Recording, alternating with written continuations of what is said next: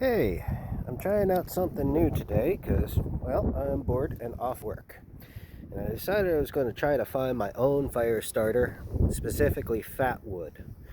From what I understood, you needed to find deciduous trees, like fir trees, pine trees, whatever, that are already dead, fallen over, on the ground. And then you go to a branch on them, and right along the trunk, you start cutting it away, and you'll see it's all like red there.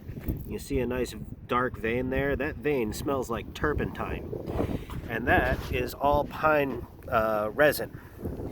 And you can use that to light fires really efficiently.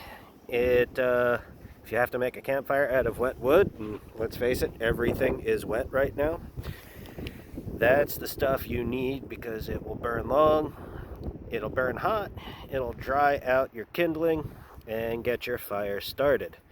So I chipped away this wood away from this vein. It still has some resin in it, but it's certainly not fat wood, it's not as strong. This is not my first try today.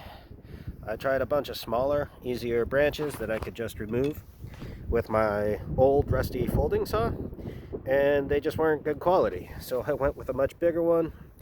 It required a couple of whacks with a cheap store brand hatchet to get it all the way off, because once I started hitting that heartwood and that fat wood, the saw just was gumming up and not doing the job. And the hatchet made it a lot easier. And there you go. There's your do-it-yourself how to make a fire tip for today. Get yourself some fat wood off of an already dead pine tree.